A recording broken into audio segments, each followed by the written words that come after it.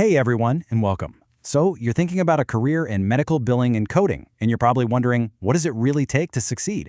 Well, you're in the right place. Today, we're going to break down the Student Policy Manual for the CGS program to show you exactly what's expected on your journey to becoming a certified professional.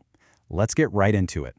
At its heart, the CGS program has a really clear mission: to get you ready to be a skilled, confident, and, most importantly, certified coder.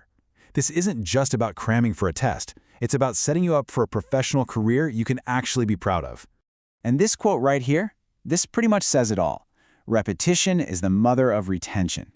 It's the whole philosophy behind the program. What it's saying is that success isn't about some natural-born talent, but it's all about consistent practice and pure dedication. The entire course seems to be built on this very idea. All right, so here's our game plan for this explainer. We're going to start with the basics of professionalism, then we'll dive into what the virtual classroom is like. After that, we'll talk about the level of commitment you'll need, map out the road to certification, and then finally, look at what it takes to actually launch your new career. Let's jump in. First things first, the professional foundation. It seems like before you even touch a single medical code, the program really hammers home the ethical groundwork that your entire career is going to be built on. So, the CGS program is built on the AAPC Code of Ethics, which is basically the gold standard for the entire industry. What this means for you is that integrity is absolutely non-negotiable. We're talking about things like respecting patient privacy and flat-out refusing to be a part of any shady or fraudulent practices. This isn't just some boring list of rules. It's the very foundation of your professional reputation. All right, so now that we've got that ethical foundation set, let's get into the practical side of things. Let's take a look at the virtual classroom and everything you'll need to get started and be successful. Okay, so the good news is that a lot of the essential materials are provided for you. You get the coding manuals, you get the terminology PDFs. Your main job is to make sure you have a solid computer and a reliable internet connection. And let's be real, tech issues are going to happen. The big takeaway here is that it's on you to handle those problems and make sure you don't fall behind on your assignments. Because this is a professional program, the virtual classroom has rules, kind of like a real office. You know, a dress code and some rules of conduct.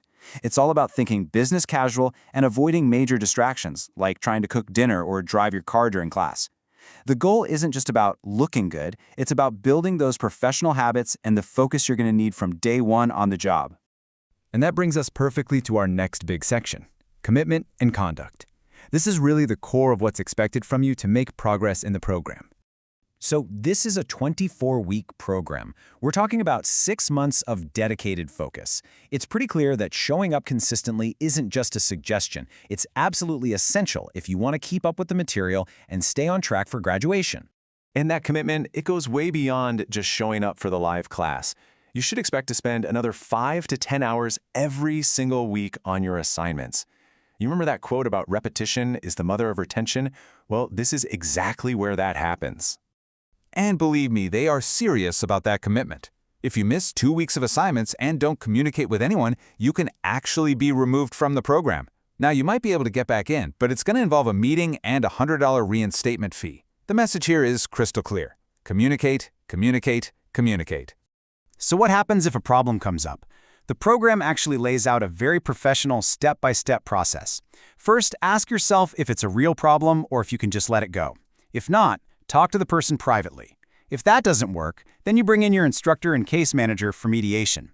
It's honestly a great model for handling conflict in a mature way, a skill that's priceless in any workplace. Okay, so you've put in all that hard work. You've shown that commitment.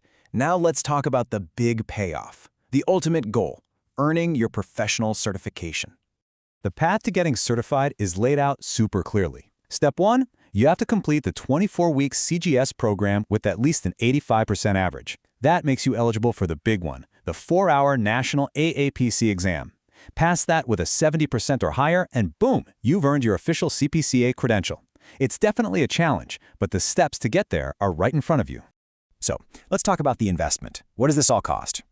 They give you a really clear breakdown of the program fees, which total $3,933. That'll cover your registration, your books, and tuition. But, and this is important, you've got to notice that little asterisk. The $500 for the national exam fee is a completely separate cost you'll need to plan for. So you did it. You earned your credential. Huge congratulations. But what's next? This final section is all about how you bridge that gap between finishing the program and actually launching your career. Let's be honest, experience is key. So for anyone coming in without a medical background, the program requires you to do 160 hours of volunteering in a medical setting. Now, finding that placement is on you, but it sounds like an amazing way to apply your new skills and seriously build up your resume. If you already have experience, it's not required, but they still recommend it. But what if you land a job in the medical field while you're still studying? That's awesome. It looks like CGS might be able to work with you on an alternative schedule, but there are some pretty strict conditions. The job has to be administrative or medical, and most importantly, having a job is not an excuse to fall behind. Finishing the program successfully is still priority number one. And all of this brings us to the final and maybe the most important question of all. CGS provides the roadmap, the tools, the structure, and the guidance, but at the end of the day, this journey is yours. The program is designed for your success, but it all comes down to your dedication. So the real question is, are you ready to commit?